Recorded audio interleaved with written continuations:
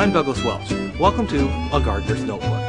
Today I'm going to tackle a project I should have done months ago, but just didn't get around to it. We're in our rainy season here in Los Angeles, although it's not a really good rainy season this year, and we haven't needed this particular system for a while. But as we approach the heat of summer, well, it's time to get back to work. What I'm going to do is I'm going to repair a portion of my drip irrigation system for one of my rose beds.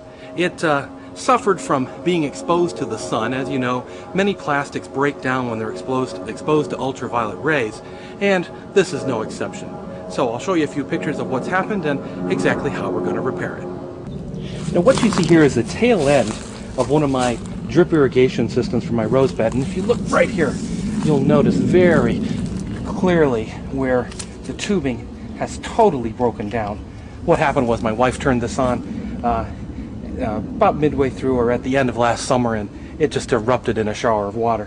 Of course, for whatever reason, this particular end of this tube had been exposed to the sunlight more than the rest of it, and I don't believe we got any more holes in it. So what I'm going to do is I'm just going to replace this one small section of tubing here.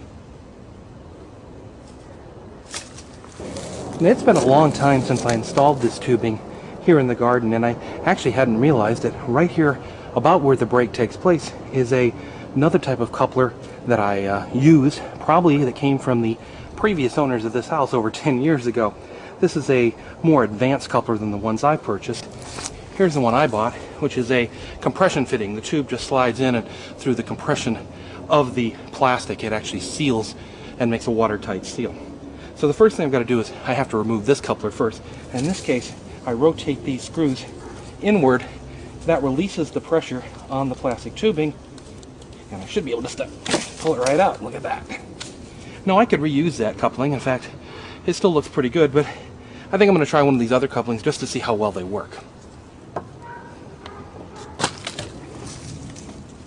So again, first of all, we take the good tubing on this end and we slide the compression fitting on.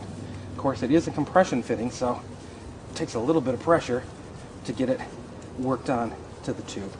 Now this is 1/2-inch drip tubing that you're seeing here, and this is pretty much a standard grade. I have seen some that's 5/8, so you do need to make sure that whatever couplings you get, whatever adapters you get, are the proper size for your drip tubing system.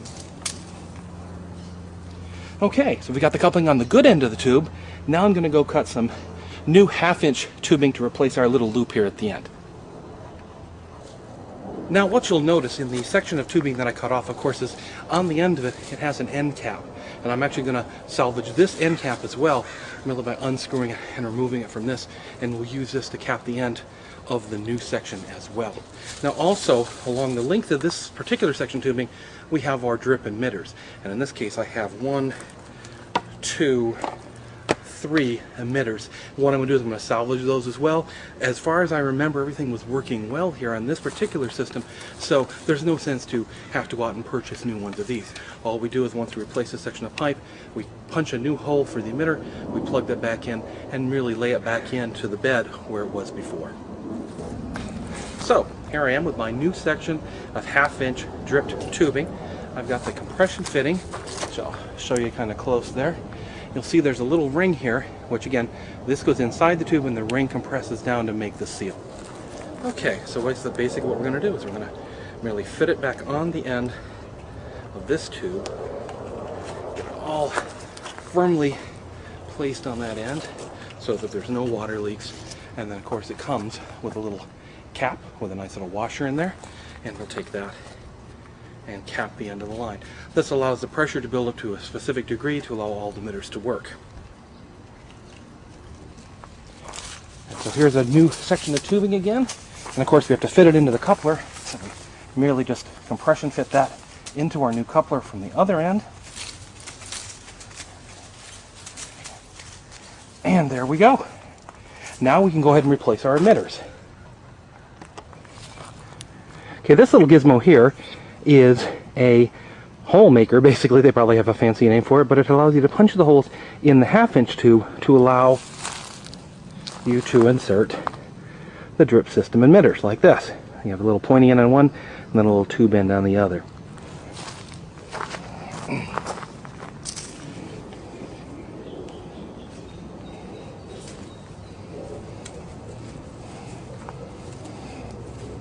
And there we end up with a nice little hole, which should accept this emitter very easily. Now it does take a little bit of work to get the kind of barbed end of the emitter through that top layer of the tubing. But once you do, it actually self-seals around it and ends up creating a watertight seal, just like the compression fitting we used earlier. There we go. Emitter number 1 is replaced. We have 2 more to do. Now, so as you might be able to tell from the look of my hair, when I turned on the water for this system, of course, I found another rupture, and of course got showered with a lot of water. But I found it, I capped it off in exactly the same way. That's why I bought 2 couplers when I went to my local garden store, and was able to simply take 2 ends of the pipe, take out the section that was ruptured, and put it back together. So thanks for joining me for this episode of A Gardener's Notebook. If you'd like more information, visit our website.